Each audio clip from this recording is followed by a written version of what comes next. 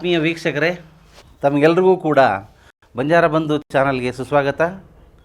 ನಿಮಗೆಲ್ರಿಗೂ ರಮೇಶ್ ಚವ್ಹಾಣ್ ಮಾಡುವ ನಮಸ್ಕಾರಗಳು.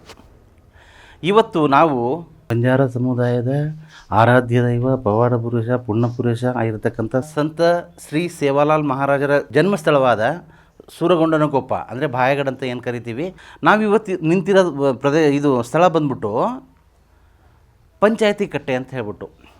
ಬಂಜಾರ ಸಮುದಾಯದಲ್ಲಿ ಒಂದು ಸಾಂಪ್ರದಾಯಿಕ ನ್ಯಾಯಾಂಗ ವ್ಯವಸ್ಥೆ ಅಂತ ಈಗಲೂ ಕೂಡ ಅಸ್ತಿತ್ವದಲ್ಲಿದೆ.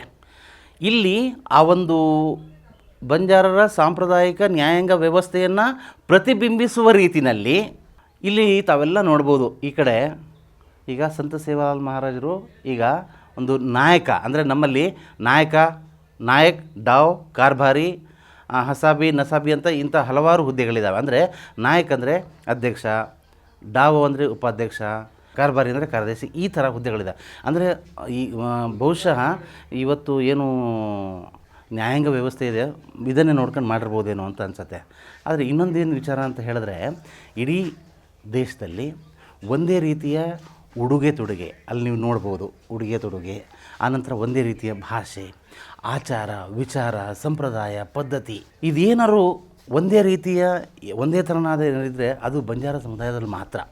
ಇಲ್ಲಿ ನೋಡಿ, ನಾಯಕ ಸ್ಥಾನ ಅಂದರೆ ಒಂದು ಮುಖ್ಯಸ್ಥನ ಸ್ಥಾನದಲ್ಲಿ ಊರಲ್ಲಿ ಏನಾದ್ರು ಚಿಕ್ಕ ಪುಟ್ಟ ಜಗಳಗಳಾದಾಗ ನಾಯಕರ ಸ್ಥಾನದಲ್ಲಿ ಕೂತ್ಕೊಂಡು ಅದು ಎಲ್ಲರ ಸಮ್ಮುಖದಲ್ಲಿ ನ್ಯಾಯವನ್ನು ಕೊಡ್ತಕ್ಕಂಥ ಒಂದು ಏನು ಪರಿಕಲ್ಪನೆ ಇದೆ, ಇದನ್ನು ಇಲ್ಲಿ ಸೃಷ್ಟಿ ಮಾಡಿರೋವಂಥದ್ದು.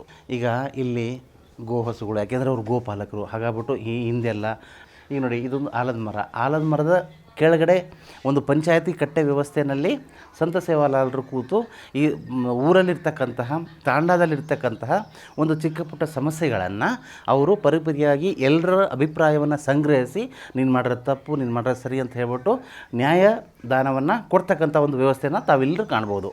ಈಗ ಇದು ತಾಂಡಾದಲ್ಲಿ ಈಗಲೂ ಕೂಡ ಮಹಿಳೆಯರು ಈ ಥರ ಒಂದು ಕಸೂತಿ ಕಲೆಯಲ್ಲಿ ತೊಡಗಿರ್ತಕ್ಕಂಥದ್ದು, ಹೆಣ್ಮಗು ಗಾಡಿಗೆ ಹೋಗ್ಬಿಟ್ಟು ಕಟ್ಗೆ ತರ್ತಾ ಇರೋದು, ಆಮೇಲೆ ಮೇಕೆ ಮೇಯ್ಸ್ಕೊಂಡು ಬರ್ತಾ ಇರೋದು ಚಿತ್ರಗಳನ್ನು ನೀವು ನೋಡ್ತಾ ಇದ್ದೀರಾ. ಆನಂತರ ಇಲ್ಲಿ ಆಹಾರ ಧಾನ್ಯಗಳನ್ನು ಏನೋ ಹಸ್ ಮಾಡೋದು, ಯಜಮಾನರು ಹೇಗೆ ಊರಲ್ಲಿ ಕೂತಿರ್ತಾರೆ, ಅವರ ಏನೋ ಶ್ರೀಮತಿಯವರು ಅದೆಲ್ಲ ಏನೋ ರಾಗಿ ಬೀಸೋ ಒಂದು ಚಿತ್ರಣ ಇದೆ. ಆಮೇಲೆ ಹೆಣ್ಮಗಳು ಶಾಲೆಗೆ ಹೋಗೋ ಚಿತ್ರಣ ಇದೆ.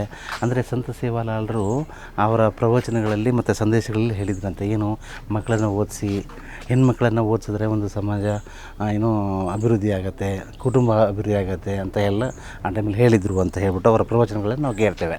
ಆನಂತರ ಒಂದು ಹೆಣ್ಮಗು ಒಂದು ಏನೋ ಮೇಕೆ ಮನೆಯನ್ನು ಹಿಡ್ಕೊಂಡು ನಿಂತಿರೋದೊಂದು ಸಾಕ್ಷಿ ಚಿತ್ರವನ್ನು ತಾವು ನೋಡ್ಬೋದು. It is literally typical one.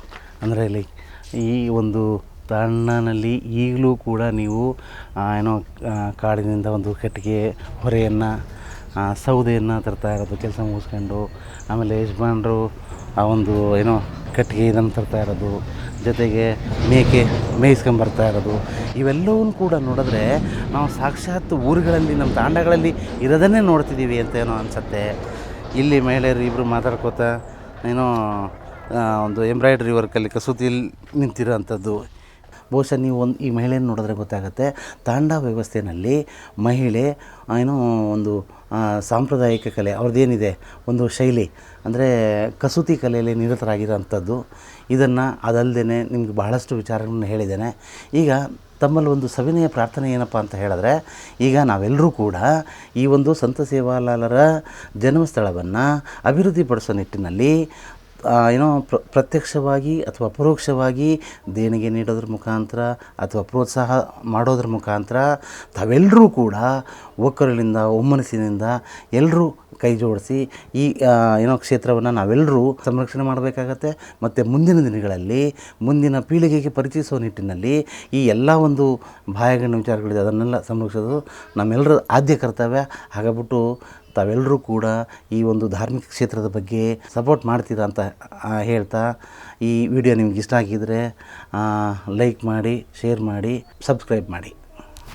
ಧನ್ಯವಾದಗಳು. मारे गोर भाइयों, ये विचार से नहीं मालूम वैसारो शेयर करो, लाइक करो, कमेंट करो.